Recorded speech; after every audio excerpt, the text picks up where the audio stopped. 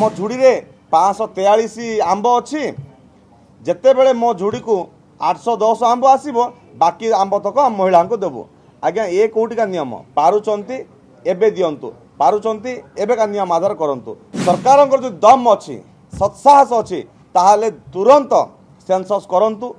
Sensor जितेबले हेबो तापर delimitation करंतु एवं सेंसस हो सारा पर पुनर्बार जो डिलिमिटेशन हम ता ऊपर संरक्षण आनतु। एमान जानी रखा उचित कांग्रेस सब बेले महिला मानक प्रति चिंता कर आसला, महिला संरक्षण प्रति प्रत्येक समय गुरुत्व दे आसला। सरकार को आम गुहारी करुचु तुरंत सेंसस आणंतु।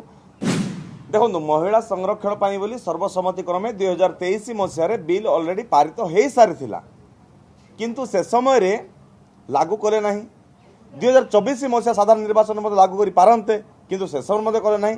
तो आज क्यों उद्देश्य रे क्या भुआ बुलाइया डबल इंजिन सरकार ये कुंभीर कांदना कांचुंती। पुणी एमितिका समय रे एक गुरुत्वपूर्ण समय बिल आणुचंती जो समय कि 4 गोटी राज्य एवं केंद्र शासित अंचल रे निर्वाचन होउची, गुरुत्वपूर्ण निर्वाचन होउची। तो देखंतु लोकन को भोटर्स को किभली भाव में एमाने भुआ बुलाइया बोली गोटे गुरुत्वपूर्ण समय रे आनिकी बिल आणुचंती। पुणी बिल जो काट खाई जाउची सब कांग्रेस को दोष दउचंती। एमान जानी रखा उचित कांग्रेस सब बेले महिला मानक प्रति चिंता कर आसला, महिला संरक्षण प्रति प्रत्येक समय गुरुत्व दे आसला।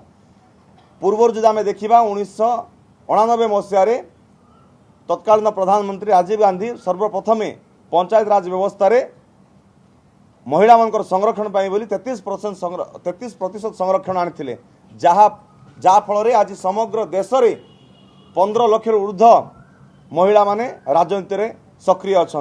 आज सरकार जो बिल आणुचंती जदि रिजर्वेशन आनी थांते ता भी ठीक अच्छे किंतु ता भितरे मान जोड़ी दउचंती आउ गोटे सेंसस तापर पुणी डिलिमिटेशन। आज्ञा डिलिमिटेशन क्या नहीं आपन करेंगे आपन तो निजर राजनीति जीवन में करि पारले नहीं, सेंसस करि पारले नहीं।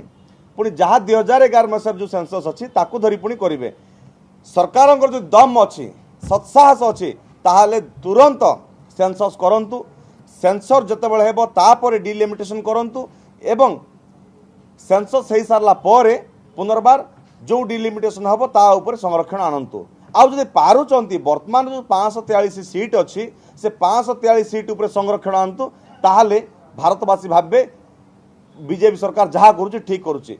आज आम विरोध करुचु 2011 मसीहा सेंसस को धरिक जो संरक्षण व्यवस्था कर डिलिमिटेशन व्यवस्था कर तेणु आज आलोचना को आम से कथा ही उपस्थापन करूँ। सरकार को आम गुहारी करुचु तुरंत सेंसस आणंतु। सेंसस जो आधार रे होउची से आधार रे डिलिमिटेशन करंतु एवं संरक्षण आणंतु। आम निहाती भाव स्वागत करूँ। एमानंगर कथा जदि आम कहबा आम झुड़ी रे 543 आंब अच्छी जितेबले मो झुड़ी को 810 आंब आसब बाकी आंब तक आम महिला को देवु। आज्ञा ये कौटिका नियम पारुचंती एबे दियंतु पारुचंती एबे का नियम आधार करंतु ताहले समस्ते समर्थन करिवु।